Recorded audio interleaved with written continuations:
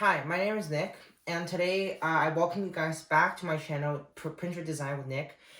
Today we're going to talk about something very interesting and something that everybody should have to know before building any machine or robot in this world, and that is linear motion. Linear motion is one of the most important things in the world. Without linear motion, machines don't function, robots don't function. Everything that moves, almost everything that moves, requires linear motion. So today we're gonna talk about all about linear motion from worst to best, and we'll also talk about precision, and speed. So let's get right into it. So our first on the list is linear bearings. These right here are linear bearings, and I'll show them to you. So this is a linear bearing, and what it is, it's think about a ball bearing where the ball spins inside, but vertical.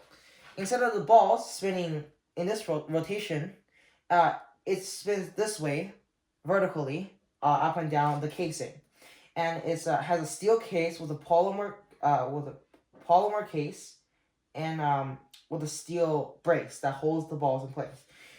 These balls are usually from 1 to 2 millimeters big, and they have hundreds of them rotating every time, and it usually moves on a shaft. So I actually don't like teaching by picture. I like teaching by the physical thing. So I actually have a lot of linear bearings from past printer projects, and I'm going to show them right now. So this is a linear bearing. So this right here is a linear bearing. And if you look really close inside, you might see the balls, the shiny things that are inside. And the black things are the polymer with a steel casing on the outside. And how they work is you have a steel shaft. This one is chromium plated. I recommend for long-term or high-speed applications. High-speed applications, you would use Teflon coated shafts.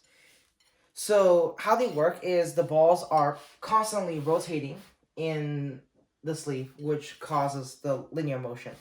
And this doesn't rely on physics. Just relies on the basic principle of the contact points between the ball to the rod. So as you can see, this is it slides pretty smoothly.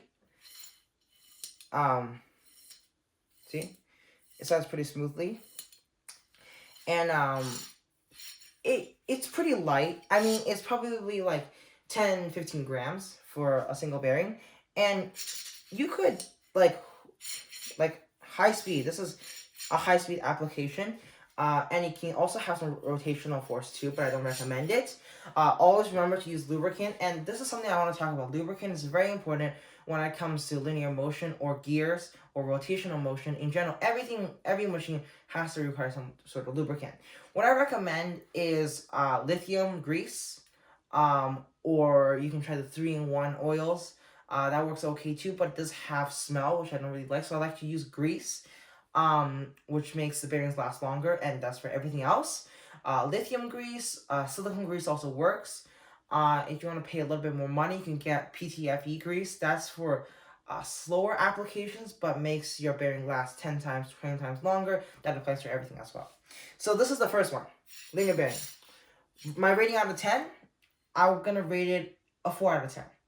And I'll tell you why this is my rating. So you can incorporate, and it only has this mark because of its easy incorporation. It's really easy to incorporate this into a machine, design, or printer. And I'll show you how that's possible. If you 3D print a sleeve like this, and just press the bearing inside, now you have this, which not only acts like a z-axis. If you had a printer, this is the z-axis, which can make it go up.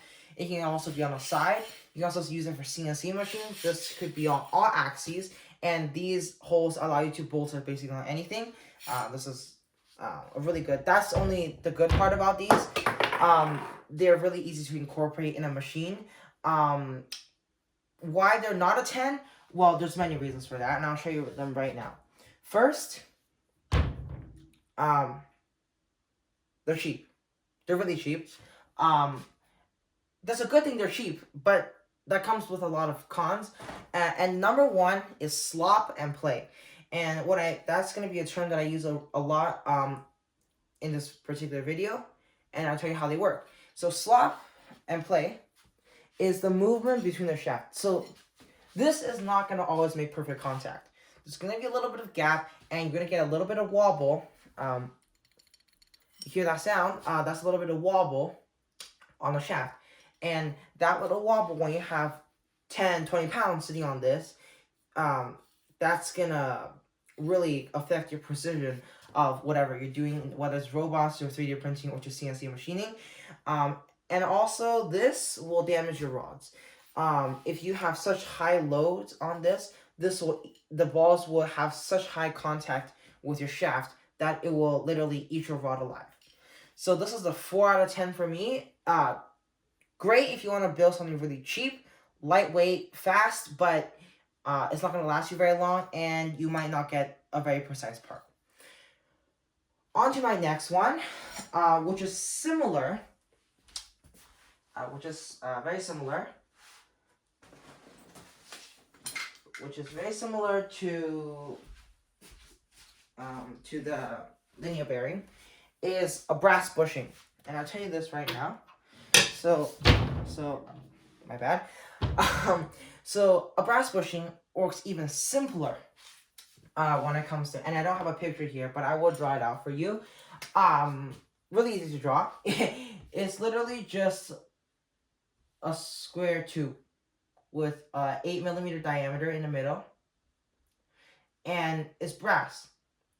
So it's brass and the walls, and it looks like this. And it looks like this. Just literally a brass tube. And you might think not a lot of engineering goes to something like this to be made, right? But actually, it's actually very important to buy the high quality ones, and I'll explain to you why.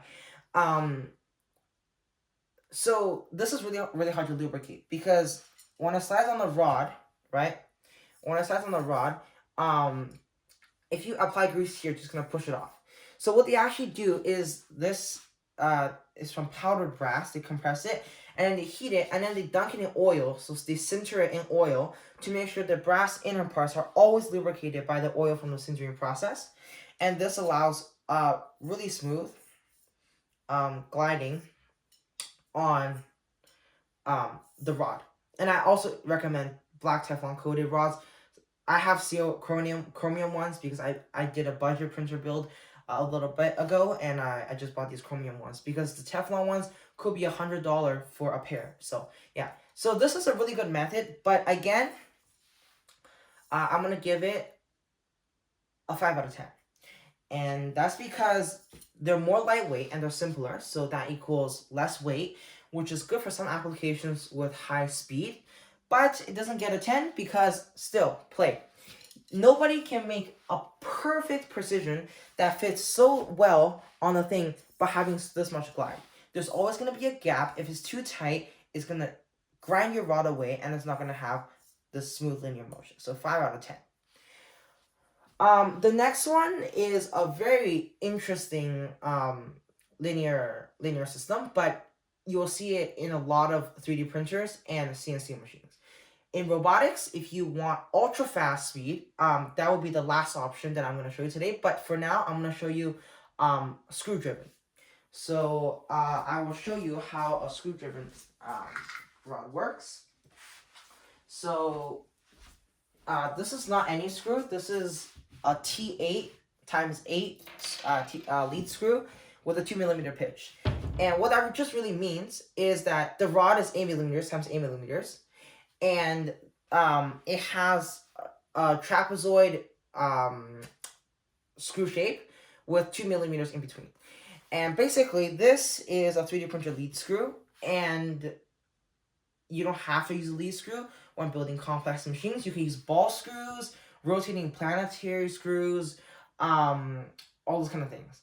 So, but this is what I recommend because this is generally cheap. It depends. This one was $50. I have like 10 of them over there because all my printers use them. But this is a great option for moving slow things with high precision and transferring force very well.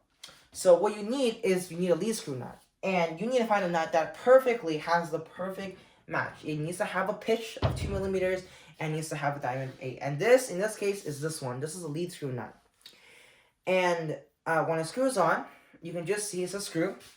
And on a CNC machine or 3D printer, you would turn the screw, and the screw would move, right? Like this, right? The screw would move like that, right? So the screw would turn, and the nut will be bolted to something like a bed, 3D printer bed, or a Z-axis or X-axis, and it'll move, and the screw will move back and forth. This is really good for transferring low speeds, so not very low speed, high torque situations, like moving a printer bed up and down, or a CNC machine bed as you go. So, but there's this by itself is a 1 out of 10. It's terrible. The play is worse than all of these that I've shown you today. And this one's actually so huge, I think you can see it. But I can just wobble with my hands. And that's why I don't use this for any of my 3D printers. What I use is an anti-backlash nut system. And it's a slightly more expensive, but here at 3D Printer Design with Nick, we always use high quality parts. So what I do is you have a screw, right? This screw. This is made out of Duran or POM plastic, which is really durable. You have a spring, and the thing about plate is I said it doesn't always make contact, and this is actually so. How do you make it have contact all the time? Well, you have 2 points, and you want to spread them apart so you always have contact on both sides. So I'll show you this mechanism right here. You just put a spring on, and you put the top nut on, and what it does, it just clamps, and bam, you have just created an anti-backlash nut. No more wobble at all. This is pure precision. Okay, this is precision to the max. You get 0.5 microns of precision using something like this. Smooth, buttering smooth, force transfer, and ultra high precision. This is absolutely, if you have low speed, high torque applications, this is a 10 out of 10. If you want high speed applications, I would still give this a solid 6 out of 10.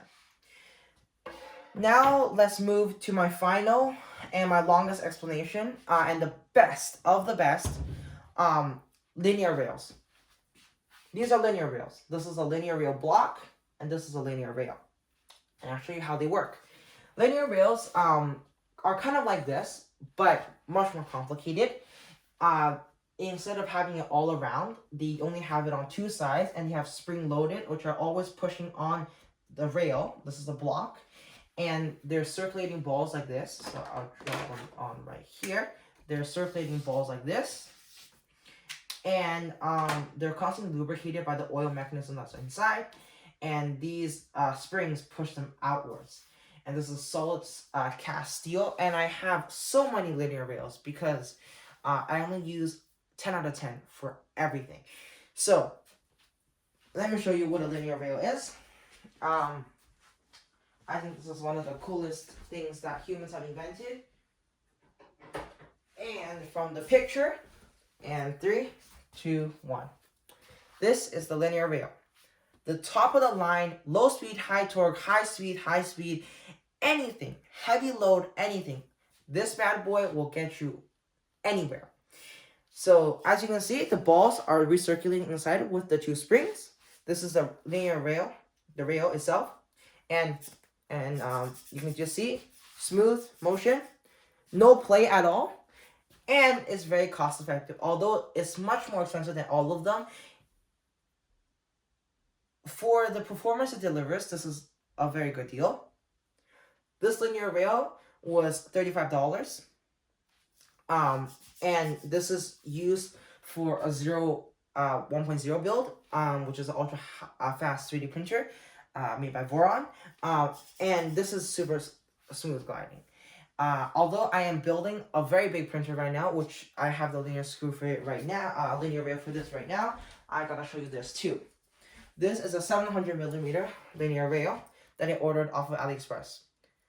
This particular one was $250. And So you get ultra high speed, and you also have the balls inside. That's locked on here. No play at all. And you just usually have to sit like this, and this is used for high speed 3D printers and CNC machines or robot lifting mechanisms. If you wanted to go up, you can mount it like this, any orientation. You can mount it upside down, and it'll still work. Now, there are many sizes of this, and I want to talk about this rail sizes because this is very important for different applications. So this is the MGN 12C linear rail. And the blocks have different ratings. So I will put this down and I will explain to you what a rating means. So I'm going to put this over here. So this is your linear block, right? And there is a smaller version. But same size to fit the rails, okay? And basically there's a longer one and there's a smaller one. So the one I have is MGN 12C. The C stands for compact. So this, the smaller one is called compact. The longer one is called H. And basically, we have these two different sizes for different applications. If you have an ultra high fast printer, you don't need this high strength one. You need a compact one, lightweight, right, but very sturdy. So you need a C. This is what I got for my printer. My Z axis, all axes use linear rails, the best out of the best. But there are some applications for H, and I'll show you just in a minute. The next thing I want to show you is linear rail sizes. So I have all kind of different linear rails. So the main ones that we use on 3D printers is MGN-C, the one I just showed you. But there are all different kinds of ratings. There's MGN, there is HGR. HGR means that instead of, let me show you, instead of this linear rail being more flat, it's a rectangle. And what it does, that is for ultra high load applications. So those rails can hold 100, 200 pounds on top of them, and they will glide very smoothly, and they're very durable. But in high-speed applications, if a robot can has a lot of force, like different vectors of force, then those are really great. They're a little more expensive. But if you need high speed, I don't recommend them. I recommend MGN-C. And then there's MGN-15 as well, just shows the 15. So 12 stands for 12 millimeters. That's how thick the rail is. And I also have MGN-15 linear rails. So MGN-15 just means the rail is 15 millimeters. It's a little wider. I have MGN-15H, so the bigger ones. And I'll show it to you right now. It's a little heavy. But here. Okay. So this is a printer that I'm building right now. This is this one. I'm working on two printers, so my main printer that I'm working on is over there. But this is just a side hustle. This is just something that I've been working on, just like a little project, slow printer speed. But anyways, so right here, it has MGN-15 linear rails, and is bolted on some aluminum extrusions, therefore a frame. And this is a C, so you see it's significantly larger. But when it comes to smooth guidance, there's no play, and you have a good moving linear system. So if you have the money, go for linear rails. So I will sum it one more time. If you want cheap and light, and you don't really care about high precision, go for linear bearings or linear bushings, which is the brass ones. If you want slow, high torque, go for, and not very precise, go for the lead screws. If you want slow, high torque, and precise, go for the anti-backlash lead screws. And if you want fast, slow, high torque, low torque, anything but high quality, a 10 out of 10, go for linear rails. Those are the top of the line. So I hope this video helped you guys learn a little bit about linear motion. And if you need anything else, just comment down below. I'll make a video about it. although is one thing that I haven't mentioned in this video, and that's belt linear motion. That is the motion of turning rotational forces to linear forces. That's what kind of the linear rail was doing, but using a belt. And I'll explain that in the next video when I talk about backlash and play a little bit more. But just so you know, that is linear motion for you guys, and I'll catch you in the next one.